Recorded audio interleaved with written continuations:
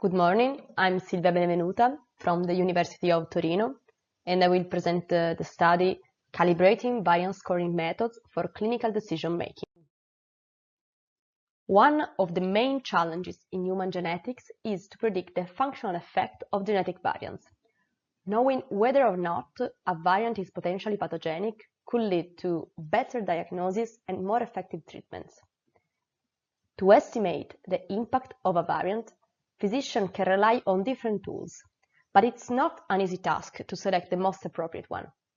A common way to do this would be to base the decision on the results of critical assessment experiment.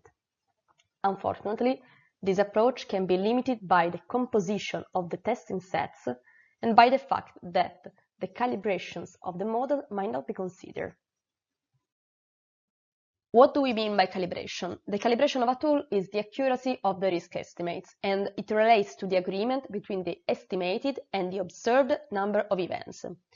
When performing a classification of genetic variants, the objective is not only to predict the class label, but also to obtain a probability of the respective label. This probability gives you some kind of confidence on the prediction and is often used as an interpretation of the functional effect of the genetic variant. A model that gives poor estimates of the class probabilities may be unreliable. A well-calibrated classifier should label the variants such that, among the ones to which it gave a probability of being pathogenic close to 0.8, approximately 80% actually belong to the pathogenic class.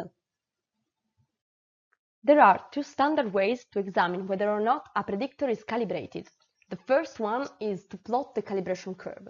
The calibration curve shows whether the predicted probabilities agree with the actual fractions of the pathogenic variants. If the calibration curve lies on the diagonal, as in the example on the right, then the predictor is perfectly calibrated and it requires no further investigation. Another way to examine the calibration of a method is to use the VarI score. The VarI score ranges from 0 to 1, 1 being totally uncalibrated and 0 being perfect calibration. So, what is the role of calibration? Usually, the AUC is taken as the only evaluation criterion to assess the validity of a model. Therefore, a model is chosen without checking its calibration, but still, its scores might be used and interpreted as a measure of the pathogenicity of the variant. If these scores are uncalibrated, this can lead to an incorrect interpretation of the functional effects. Also, it's important to notice that the fact that a model has an high AUC doesn't mean that its score will be calibrated.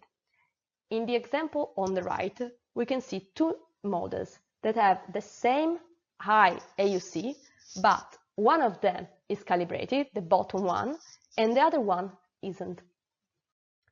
In this study, we consider two different calibration techniques based either on isotonic or sigmoid mapping functions. In a sigmoid calibration, the mapping function is a sigmoid with parameters to be determined. This type of scaling is most effective when the distortion in the predicted probabilities is sigmoid shape. We also consider the isotonic regression. This method is more general since the only restriction is that the mapping function is isotonic, which means monotonically increasing. This calibration is a more powerful calibration method that can correct any monotonic distortion, but it is more prone to overfitting when the data is scarce. For this study, we consider 6 state-of-the-art predictors: CAD, DAN, DeepC, Eigen, FET-HMM, and PhD-SNP. This method uses a variety of functional annotations, sequence information, and conservation scores in order to predict the pathogenicity of a single nucleotide variant. They all return functional significance probability for each variant, except for CAD and Eigen, whose output is a score. We compared these different methods on a dataset of single nucleotide variants that was extracted from ClinVar, annotated with HG19. These single nucleotide variants were filtered by selecting only the ones with either pathogenic or benign annotations, so no likely pathogenic or no likely benign, and also the variants needed to be present in 2 recent versions of ClinVar. Here we can see the results of this comparison. So from the figure on the left, we can see that the predictors perform quite well as discriminator on the selected dataset. And from the figure on the right, we can see the calibration curves. To evaluate the calibration of Eigen and CAD, which provided only raw score, we transformed their output using an optimal sigmoid function. As you can see from this figure, despite showing similar AUC, the tested tool have significantly different calibration curves. Indeed, PhD-SNP-G, which is the curve in blue, is the best calibrated model, while DeepC and DEN, which are the curve in orange and red, resulted in the least calibrated predictions. We then calibrated all the methods using the isotonic regression. The effect of this kind of transformation is reported in the figure on the left, where the isotonic regression mapping is computed using a 10-fold cross-validation procedure to overcome any overfitting problem. We can see that by applying the isotonic regression, all the tested methods provide very well-calibrated probability predictions, making them useful not only to prioritize the variance, but also to consider their probability in a decision-making process. On the right, we can see the Breyer score of the methods. Before the calibration, only PhD-SNP-G is well calibrated. However, after the isotonic regression post-processing, all the methods become calibrated. In conclusion, in this study, we focused on evaluating the calibration of different models, often used in diagnosis and prognosis studies. We observed that, despite showing comparable AUCs, different methods may have significantly different calibration curves.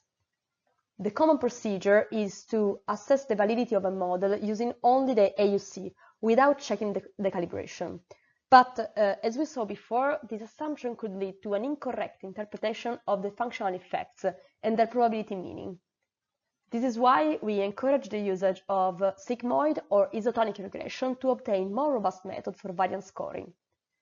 All the methods reported here can be perfectly calibrated, maintaining at the same time their level of discriminative performance.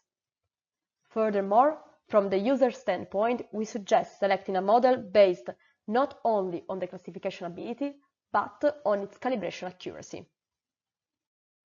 So this is it. Thank you for your attention. And do you have any questions?